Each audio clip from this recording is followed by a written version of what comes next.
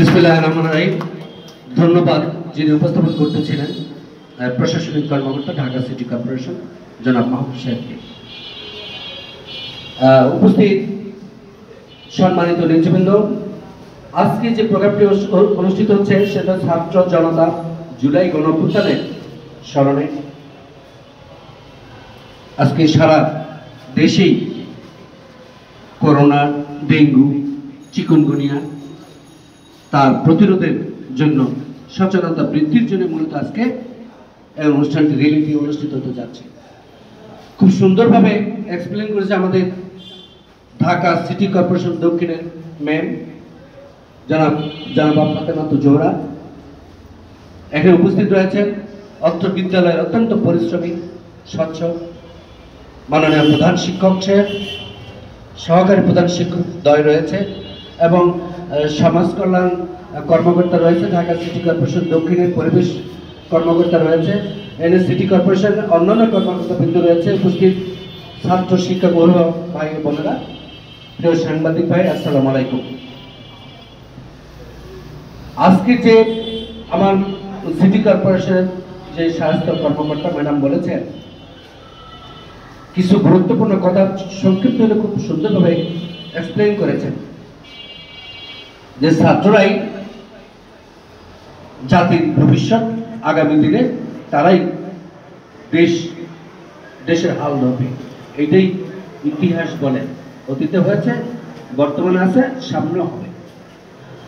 কিন্তু কিছু কিছু বিষয় এখন যেগুলা চোখে বাজে, এটা প্রত্যাশিত ছিল না।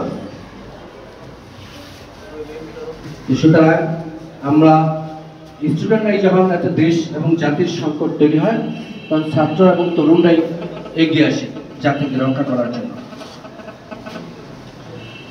আজকে দীর্ঘ 17 বছর একটি ফেসিবাদের কবলে আমরা পড়েছিলাম।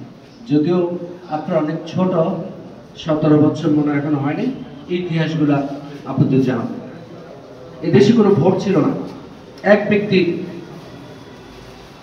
কথায় যা বলবে সেটাই হবে, সেটা বাংলাদেশের সংবিধান পারমিট করে।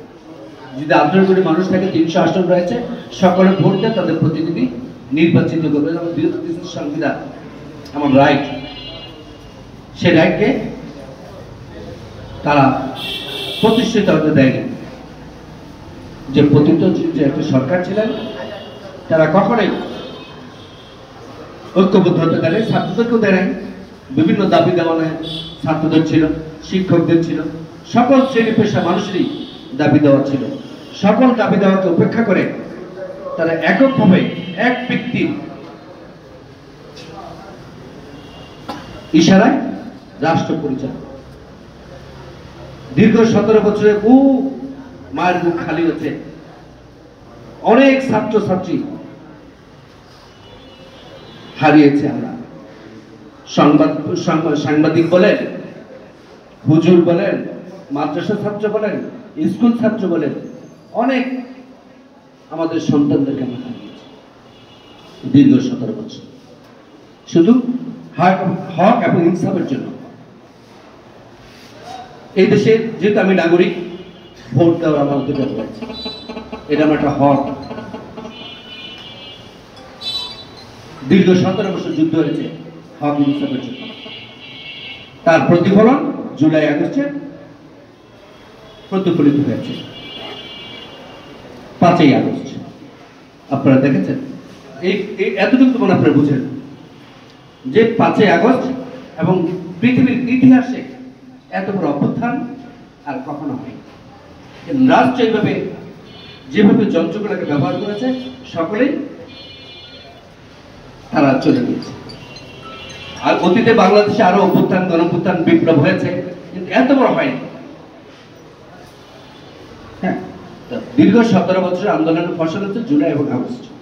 সেখানে তো আপনারা দেখেছেন বিভিন্ন ভিডিওতে, কেউ জেলে গিয়েছে, কেউ মারা গেছে, মার সামনে সন্তানকে হত্যা করেছে, বাবার সামনে সন্তানকে হত্যা করে শুধু ক্ষান্ত হয়নি, সে লাশগুলো ভরিয়ে দিয়েছে। বিভৎস। এটা মানুষ এগুলো করতে পারে। একটা রাজনৈতিক সংগঠন থাকে জনগণের কল্যাণের জন্য। আমাদের সাথে 71 সালে একটা যুদ্ধ হয়েছিল পাকিস্তানের সাথে স্বাধীনতার জন্য। এই পাকিস্তান বাহিনীও ঘরে ঘরে হেলিকপ্টার দিয়ে বোম মারেনি, যা এই জুলাই আগস্টে করেছে। আবার উপহাস করেছে যে আমরা পানি ছিটিয়েছি, বোম মারেনি। আপনারা ছোট, এই জন্য এই দেশগুলা ধরেন শিক্ষকও কিন্তু তারা দীর্ঘ 17 বছর কারিকুলাম পরিবর্তন করেছে, ইতিহাসকে বিকৃতি করেছে, শিক্ষকদের ট্রেনিং না দিয়ে শিক্ষা ব্যবস্থাকে ধ্বংস করেছে। আমাদের ইসলামী মূল্যবোধ সেখানেও বিভাজন সৃষ্টি করেছে। তাবলীগ শুক্রবার খুতবা কি পড়াবে সেগুলো তারা নির্ধারণ করে দিত, যেগুলো মেম বলেছিল ফেরাউনের ইতিহাস। সুতরাং ছাত্ররাই আন্দোলনের মূল চালিকা শক্তি, প্রতিবাদের মূল চালিকা শক্তি। অন্যায় হলে তোমরা সন্তান মা বাবারা যেভাবে বলো বাবা এটা ঠিক হচ্ছে না, মামা মাম্মি এটা ঠিক হচ্ছে না, তোমরা ওইভাবে চালিয়ে দিক শুরু। কিন্তু এখন কিছুটা প্যাটার্ন চেঞ্জ হচ্ছে, তারা অংশীদারিত্ব চাচ্ছে, এটা মনে ঠিক হচ্ছে না। এটা আমি তোমাদের বাবা হিসাবে বলো, আঙ্কেল হিসেবে এটা মনে ঠিক হচ্ছে না। বিনিময়ে কোনো কিছু নেওয়া, এটা ছাত্রদের কোনো এথিক্সের ভিতরে পড়ে না।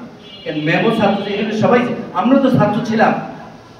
90-তে আরেকটি চট্টগ্রাম অভ্যুত্থান হয়েছিল, তখন আমি ঢাকা কলেজে ভিপি ছিলাম। আমি কিন্তু আপনাদের এই